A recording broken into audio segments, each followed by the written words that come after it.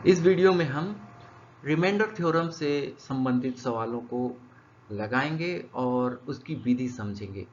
पिछले वीडियो में मैंने रिमाइंडर थ्योरम के कॉन्सेप्ट के ऊपर आप लोगों को बताया था और उस वीडियो को आप देख करके रिमाइंडर थ्योरम और फैक्टर थ्योरम को अच्छे से समझ सकते हैं और उसके बाद सवालों को लगाने में सक्षम हो जाएंगे। तो क्विक व्यू के लिए हम एक बार समझते हैं कि यदि हमको रिमाइंडर प्राप्त हो रहा है r, तो उस स्थिति में fx की वैल्यू r के बराबर होगी यदि ये फैक्टर px इंटू qx 0 के बराबर हो। तो इसी लॉजिक के साथ हम रिमाइंडर शेषफल ज्ञात करने की कोशिश करते हैं कि शेषफल हमको x is equal to a dividend में या कि हम कहें भाज्य में x की वैल्यू a रखने पर हमको सीधे सीधे शेषफल r कब प्राप्त हो जाएगा, जब ये बीच का फैक्टर px इंटू qx 0 के बराबर हो। तो px इंटू qx 0 के बराबर कब हो सकता है, जब px की वैल्यू 0 हो। इसीलिए शेषफल का सिद्धांत हम स्टेब्लिश करने के लिए px को 0 से इक्वेट करते हैं, यानी कि px बराबर जब 0 हो तब हमारे पास एक सिस्टम आ जाएगा जिसकी सहायता से हम रिमाइंडर ज्ञात कर सकते हैं। तो देखते हैं px को जब 0 से हम इक्वेट करते हैं और px जनरली 1 डिग्री का एक पोलिनोमियल ही होता है। शेषफल प्रमेय के लिए आपको एक बात ध्यान रखना है कि शेषफल प्रमेय हमेशा 1 डिग्री के पोलिनोमियल के लिए लागू होता है। जब डिवाइजर 1 डिग्री का पोलिनोमियल होगा तभी शेषफल प्रमेय आप लागू कर सकते हैं। तो हम ये देख लिए कि px को 0 के बराबर इक्वेट करते हैं और उसके बाद जो हमको x की वैल्यू प्राप्त होगी, x की वैल्यू हम पॉलिनोमियल में रखेंगे, डिविडेंड के पॉलिनोमियल में रखेंगे और उसके बाद जो हमको डिविडेंड की वैल्यू प्राप्त होगी वही शेषफल होगा। तो हमारे पास एक्सरसाइज 1, हम जो इस पॉलिनोमियल सीरीज की मैथमेटिक्स कक्षा 10th क्लास 10th का जो हम सीरीज चालू कर रहे हैं उसके एक्सरसाइज नंबर 1 जो कि पोलिनोमियल का एक्सरसाइज है, इसमें 12 क्वेश्चन हैं। ये 12 क्वेश्चन आपको लगाने हैं। आप इसका चाहे तो स्क्रीनशॉट ले लीजिए और या कि वीडियो को पॉज करके आप देख लीजिए। और इसमें से हम सबसे पहले लेते हैं सवाल नंबर 4। और भाग देने की जो प्रक्रिया है और रिमाइंडर ज्ञात करने की जो प्रक्रिया है वो सब हमने पिछली वीडियो में आपको ऑलरेडी एक्सप्लेन किया हुआ है, इसलिए हम अभी इस वीडियो में सवाल नंबर 4 को लेते हैं। ये हिंदी में भी क्वेश्चन आपके सामने लगे हुए हैं। हिंदी मीडियम के विद्यार्थी जो है इसका स्क्रीनशॉट ले सकते हैं। यहाँ पर सवाल नंबर 4 है, find the question and remainder on dividing x to the power 5 plus 5x plus 3x square plus 5x cube plus 3 by 4x plus x square plus 2। Hindi में कहेंगे बहुपद x to the power 5 plus 5x plus 3x square plus 5x cube plus 3 को 4x plus x square plus 2 से भाग देकर भागफल एवं शेषफल ज्ञात कीजिए। तो हम इसके लिए जो एजम्पशन वगैरह लिखते हैं वो किस प्रकार से लिखेंगे। Let start our solution. हम सॉल्यूशन में क्या लिखते हैं, we will write both of the polynomial in decreasing order of the variable power. जो वेरिएबल का जो पावर है, वेरिएबल यहाँ x है, उसके पावर को हम घटते क्रम में लिखेंगे, डिविडेंड का भी और डिवाइजर का भी। Here we suppose dividend is px। हमने px जो डिविडेंड है उसको हम सिंबल दे दिया px। आप whatever you can imagine, आप कुछ भी दे सकते हैं। हमने यहाँ फिलहाल px दे दिया, कभी fx भी ले सकते हैं, कुछ भी ले सकते हैं, ये सिंबल हमारे ऊपर रहता है। तो हमने इसको घटते घातों में लिख दिया, x to the power 5 plus 5x to the power 3 plus 3x square plus 5x plus 3। यहाँ पर आप देखेंगे कि जब भाग देने की प्रक्रिया की जाती है तो डिविडेंड, कम से कम डिविडेंड का पूरे वेरिएबल में हर पावर, मैक्सिमम पावर से मिनिमम पावर तक हर पावर का टर्म होना चाहिए। यहाँ पर आप एक चीज देखें, कि x टू द पावर 5 के बाद सीधे x टू द पावर 3 है। तो यहाँ पर अगर आप इसको एडजस्ट नहीं करते तो आपको भाग देने में समस्या जाएगी। तो 5 और 3 के बीच में आप जान रहे हैं कि 4 मिसिंग है, इसलिए यहाँ पर एक टर्म अपने आप हमको इंसर्ट करना पड़ेगा, that will be 0 into x to the power 4। 0 से गुणा करने पर 0 ही होता है और इसलिए पॉलिनोमियल को कोई फर्क नहीं पड़ता, लेकिन वो उतना इंसर्ट करने के बाद हम भाग देने की प्रक्रिया सफलतापूर्वक कर सकते हैं। तो यहाँ पर आप देख रहे हैं मैंने यहाँ लिखा है 0 into x to the power 4। अब इस प्रकार से भाग देने की प्रक्रिया में आप जानते हैं कि ये हमारा डिवाइजर है x square plus 4x plus 2, यहाँ है x cube minus 4x square. सबसे पहले तो हम जो फोकस करते हैं वो होता है x to the power 5, dividend का जो सबसे पहला टर्म है। यहाँ पर आपको दो चीज देखना होता है कि इस टर्म का कोफिशिएंट क्या है और इस टर्म में पावर क्या है। कोफिशिएंट इसका 1 है। यहाँ पर आप डिवाइजर का जो सबसे पहला टर्म है उसको देखिए एक्स स्क्वायर, इसका कोफिशिएंट 1 है। तो कोफिशिएंट को कोफिशिएंट के साथ एडजस्ट करना होता है। तो यहाँ भी 1 है, यहाँ भी 1 है, इसके कारण आपके कोशेंट में भी 1 ही होगा। 1 इंटू 1 इज इक्वल टू 1, एक एकम एक, इसलिए कोई दिक्कत नहीं है। यहाँ पर भी कुछ भी कोफिशिएंट में नहीं है, यानी कि 1 है, यहाँ भी नहीं है तो यहाँ भी। अब यहाँ दूसरे नंबर पे हम डिग्री पर फोकस करते हैं। यहाँ x to the power 5 degree का एक पॉलिनोमियल है ये, और यहाँ डिवाइजर जो है 2 डिग्री का है।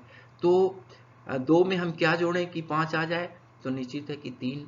तो इसलिए हमारा कोशेंट का जो पहला टर्म बना x की घात 3 x टू द पावर 3। अब ये कोशेंट का जो पहला टर्म हम डिसाइड कर लिए। अब इस टर्म को पूरे डिवाइजर से हमको गुणा करना पड़ेगा। गुणा करने की प्रक्रिया आपको आनी चाहिए। ये कक्षा 8वीं 9वीं और भी छोटी क्लास का सब्जेक्ट है क्लास, तो यहाँ पर हम उस चीज़ पे नहीं जाएंगे। तो हम देखते हैं कि x टू द पावर 3 का गुणा सबसे पहले एक्स स्क्वायर के साथ करते हैं, हमको मिलता है x टू द पावर 5। फिर x क्यूब का गुणा हम 4x के साथ करते हैं, तो हमको मिलता है 4x टू द पावर 4। आप एक पोलिनोमियल का दूसरे पोलिनोमियल के साथ जब गुणा करते हैं तो एक चीज ध्यान रखेंगे कि कोफिशिएंट का गुणा कोफिशिएंट के साथ, वेरिएबल का गुणा वेरिएबल के साथ होता है, उनको आजू बाजू लिखा जाता है। यहाँ कोफिशिएंट 1 है और यहाँ 4 है, तो 1 चौके 4 लिख दिए।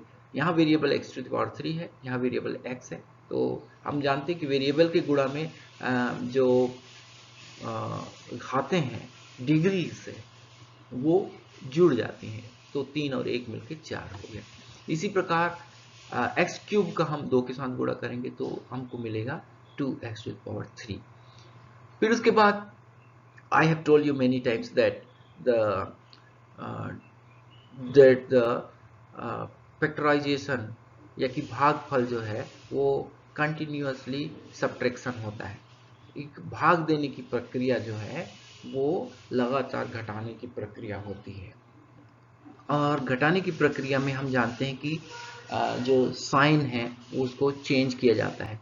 तो यहाँ पर देखिए, यहाँ हमने इसका निशान माइनस ले लिया, ये प्लस जो है यहाँ भी माइनस हो गया और यहाँ पर माइनस हो गया।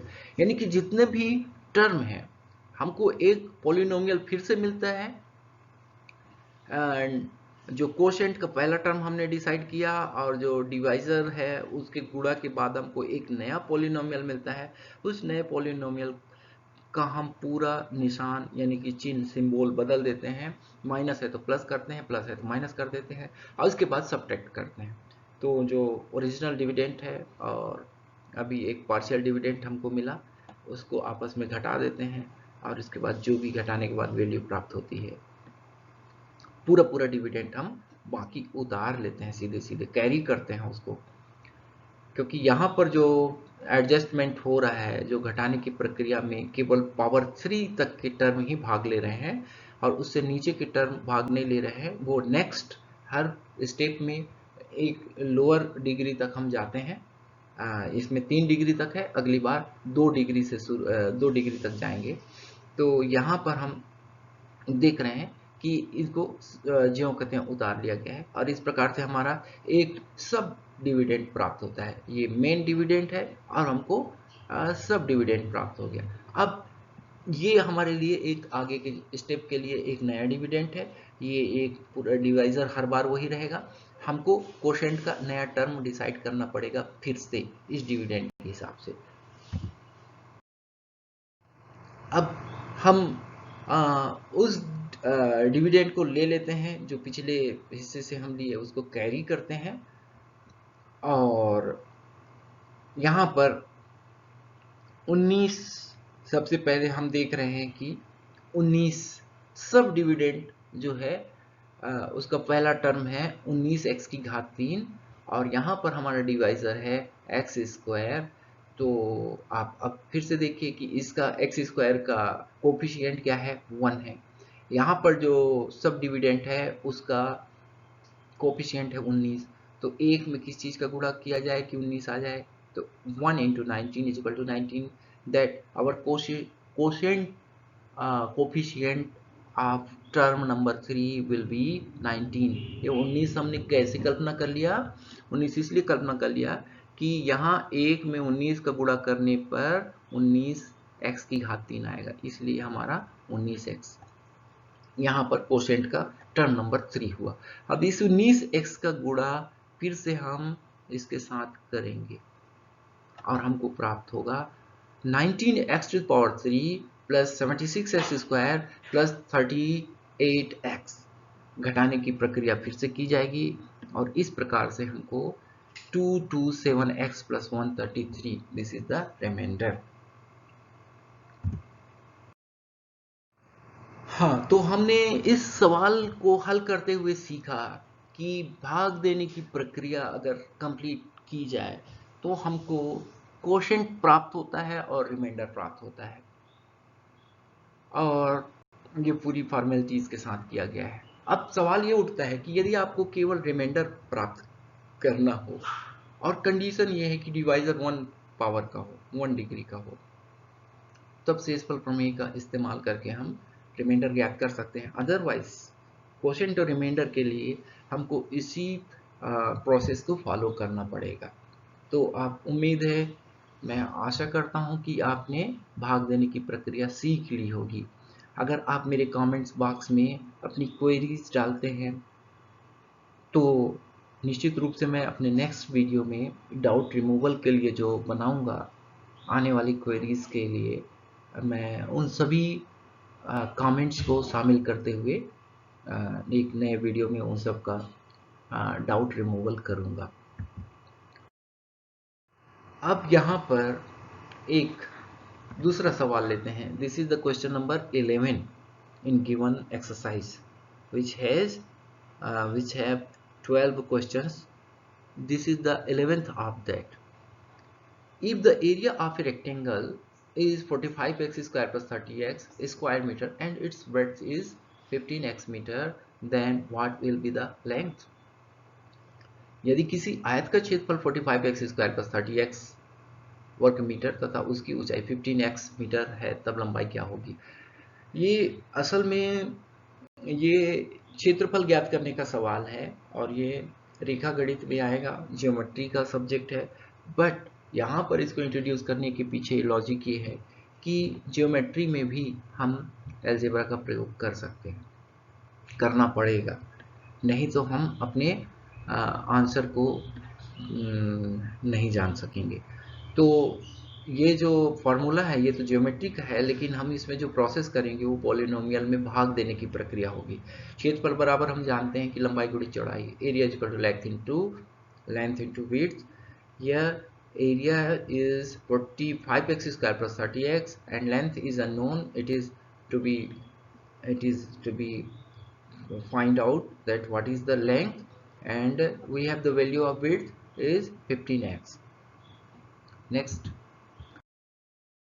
then we will find L is equal to 45x square plus 30x upon 15x, and आगे हम इसको भाग देने की प्रक्रिया करते हैं। तो भाग आपको उस तरीके से देना है, आप करके देखें एक बार, जैसे मैंने सवाल नंबर 4 क्वेश्चन नंबर 4 को मैंने सॉल्व करके दिखाया भाग देने की प्रक्रिया में।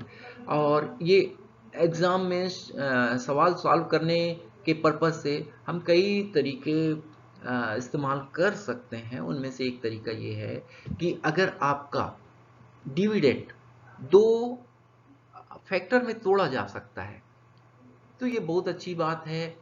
दो फैक्टर में आप उसको तोड़िए, जैसे कि यहाँ पर 45x स्क्वायर प्लस 30x है, इसके दो फैक्टर हो गए 15x plus 15x into 3x plus 2। ये दो पोलिनोमियल के मल्टीप्लिकेशन के रूप में हमने इसको कन्वर्ट कर दिया। ये कैसे आया ये थोड़ा सा मैं समझा देता हूँ।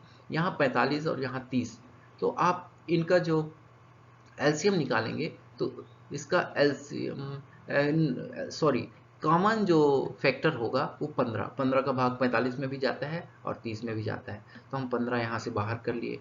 यहाँ x की घात 2 है, यहाँ x की घात 1 है, तो कम से कम एक तो कॉमन है, तो हमने 15x कॉमन ले लिया और उसके हिसाब से जो अंदर में बड़े कोष्टक के भीतर में हम 3x प्लस 2 लिखेंगे।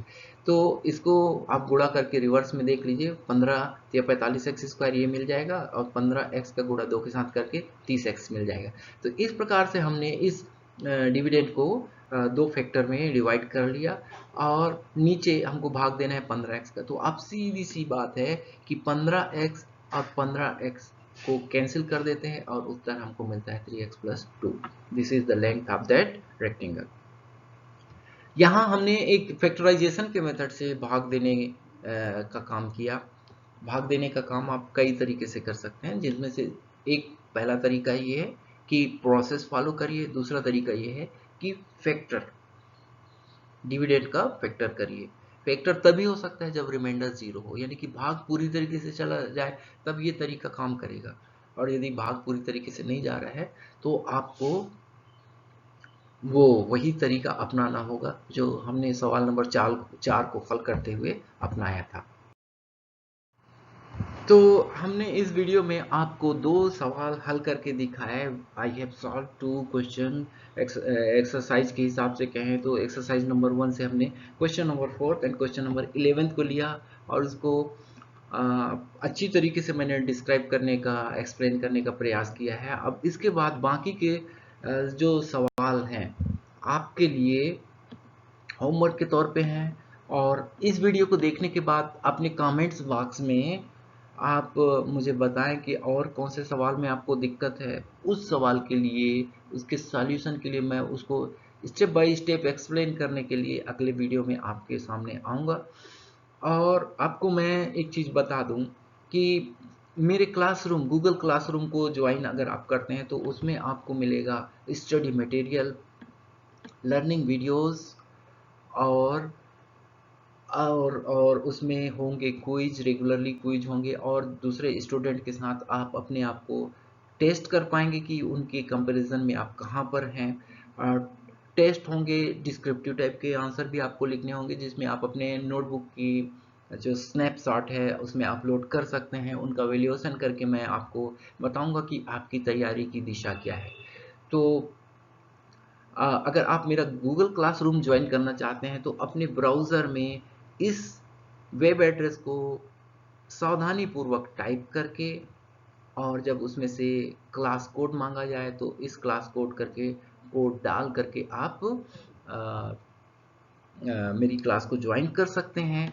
और मैं अपना सारा स्टडी मटेरियल arunpathak.info मेरा जो वेबसाइट है उसमें अपलोड करूंगा। और मेरे वेबसाइट के साथ जोड़ने के बाद आप कक्षा 10वीं की हर विषय की पढ़ाई के लिए एकदम निश्चिंत हो सकते हैं। उसमें आपको स्टडी मटेरियल्स, रेगुलर टेस्ट और आपकी कॉपी, आपकी नोटबुक का वैल्यूएशन सभी कुछ प्राप्त होता रहेगा।